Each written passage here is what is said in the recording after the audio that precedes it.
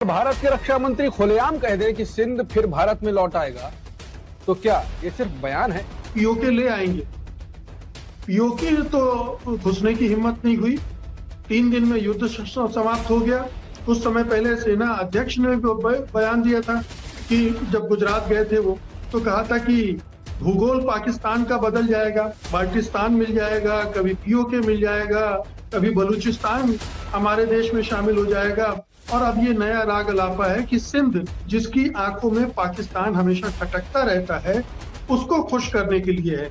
एक नरेटिव बनाया जा रहा है कि भारत बहुत शक्तिशाली है, पाकिस्तान को नेस्तनाबूद कर देगा, पंजाब को छोड़कर सारे सूबे अलग होने को तैयार बैठे हैं और जब अलग होंगे तो वो भारत के साथ शामिल हो जाएंगे। अब ये कपोल कल्पना है। अगर आप उसकी किसी हिस्से को भारत में शामिल करने की बात करते हैं, उसकी भौगोलिक सीमा को बदलने की बात करते हैं, तो ये आक्रामक कार्रवाई है। और ये समझ में आ गया कि ये भारत के बस का बात नहीं, मोदी सरकार के बस की बात नहीं है कि वो पाकिस्तान से कोई उसका हिस्सा छीनकर अपने देश में मिला सके। उसकी सेना इतनी मजबूत है कि वो किसी भी सूबे को कुचलकर अपने देश में शामिल रखेगी, उसको अलग होने का मौका नहीं देगी। देख, सेना का इस्तेमाल राजनीति के लिए हो रहा है।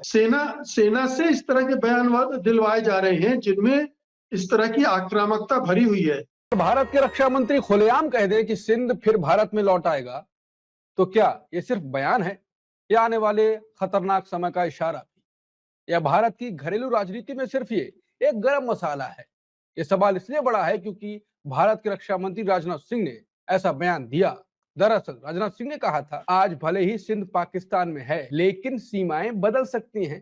कौन जानता है कल सिंध फिर भारत में लौट आए। लेकिन असली बात यह है कि सच में सीमाएं बदलने की बात हो रही है या फिर राजनीतिक माहौल में राष्ट्रीय भावनाएं भड़काने की कोशिश? क्या इससे घरेलू राजनीति में फायदा होगा या ट्रंप के सीज फायर का बयान याद आता रहेगा लोगों को? लगातार ये बयानबाजी शुरुआत से हो रही है। ऑपरेशन सिंदूर के बाद ज्यादा हो गई।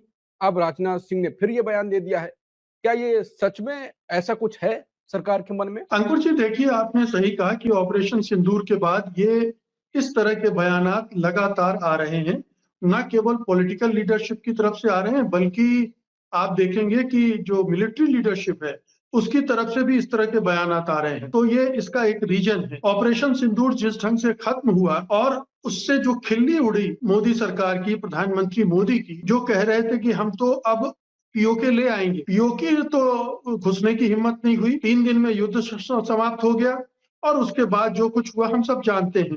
तो अब उसको मटियाने के लिए खुद राजनाथ सिंह भी बयान दे रहे हैं, सेना के प्रमुखों से बयान दिलवा रहे हैं।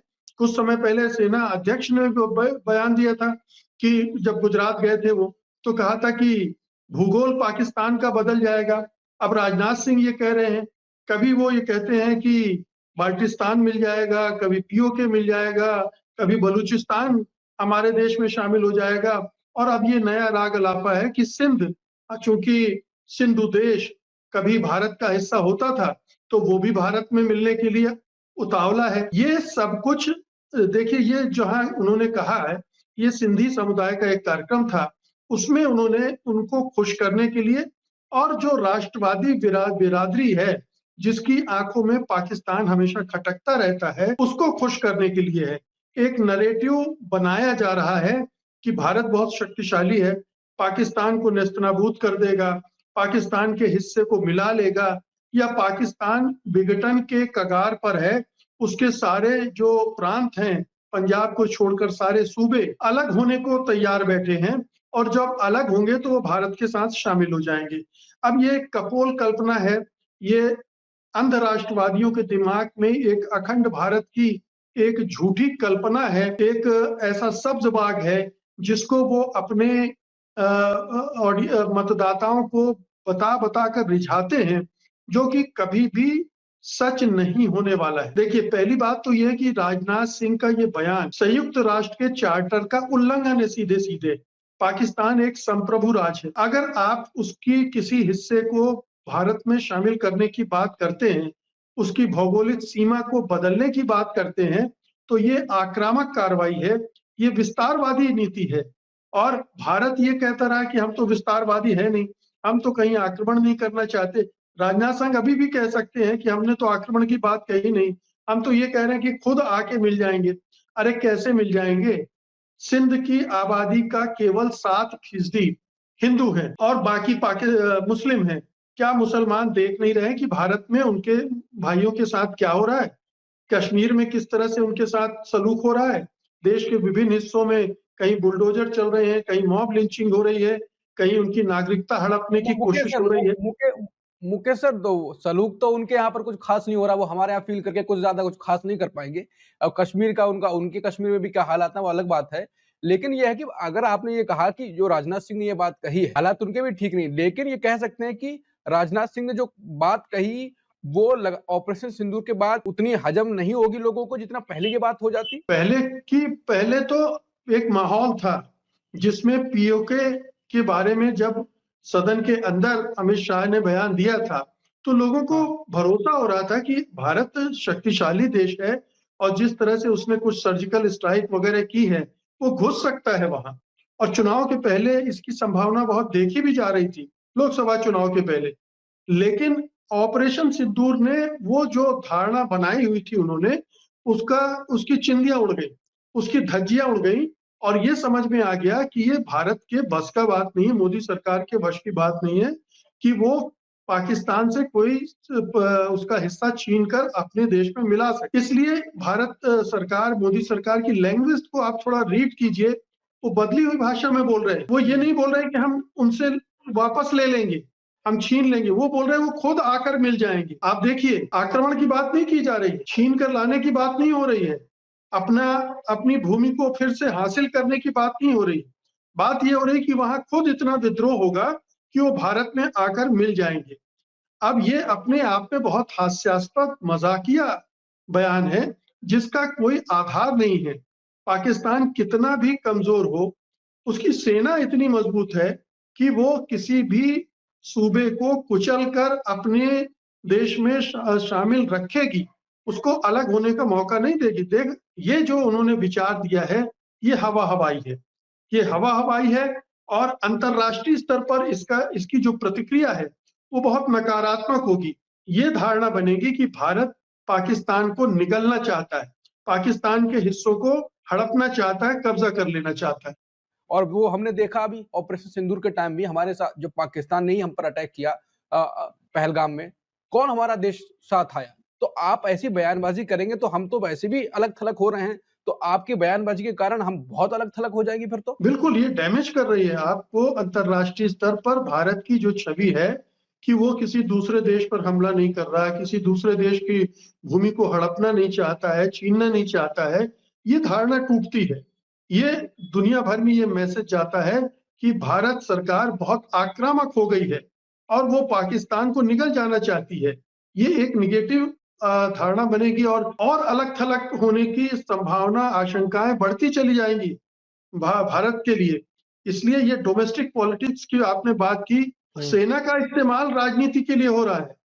सेना से इस तरह के बयान दिलवाए जा रहे हैं जिनमें इस तरह की आक्रामकता भरी हुई है।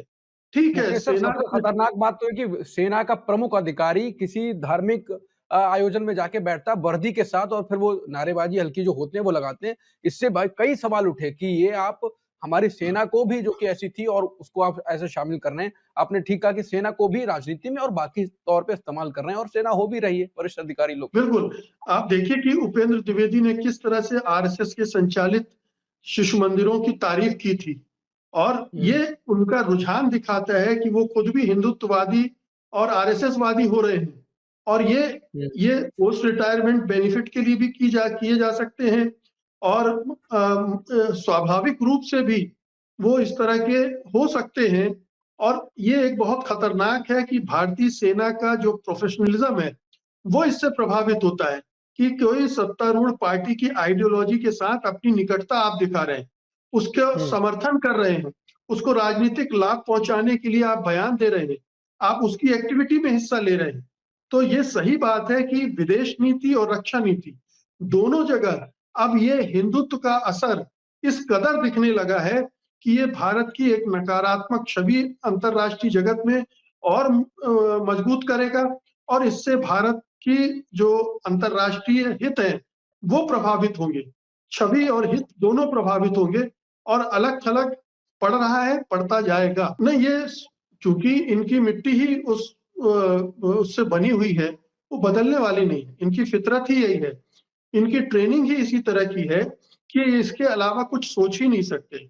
इनके पास कोई दूसरे विचार नहीं है। सत्ता में आकर जो बदलाव चाहिए आपको, जिस तरह का कि आप भारत जैसे राष्ट्र का नेतृत्व कर रहे हैं, वो उस तरह का विजन नहीं है।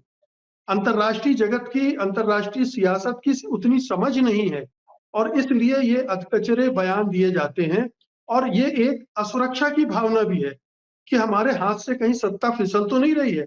इसलिए उस नैरेटिव को और मजबूत करो, उस नैरेटिव को मजबूत करो जिससे ये लगे कि मोदी सरकार बहुत मजबूत है और रक्षा नीति उसकी मजबूत है और हिंदुत्व की राह पर चल रही है, वो भी चल रही है और विदेश नीति भी चल रही है। तो एक अपना जो फॉलोअर हैं, उनको जोड़े रखने, उनका विश्वास, हौसला बढ़ाने और उनको एक शब्द बाग उनको दिखाते रहने कि देखो अब सिंधु देश भी भारत का हिस्सा हो जाएगा और अखंड भारत बनेगा।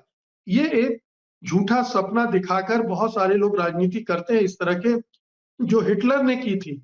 जो हिटलर जर्मनी को विस्तार देना चाहता था, एक अखंड जर्मनी बनाना चाहता था और उसके वजह से ही यूरोप में इतना बड़ा युद्ध हुआ, विश्व युद्ध हुआ, दूसरा विश्व युद्ध हुआ और उसमें लगभग 1 करोड़ लोग मारे गए। तो ये भारत की नीतियां भी कुछ उसी तरह की हैं, हिटलर से प्रेरित हैं, हिटलर के नाज़ीवाद से प्रेरित हैं और पूरा सोच उसी तरफ देखता है कि कैसे भारत की सीमाओं का विस्तार करें। वो ज़माना दूसरा था और ये ज़माना दूसरा है। एक दूसरे तरह की अंतर्राष्ट्रीय राजनीति समीकरण बन चुके हैं। उसमें अगर आप दूसरे ढंग से काम करेंगे, तो भारत का नुकसान पहुँचाएँगे, भारत को का अहित करेंगे।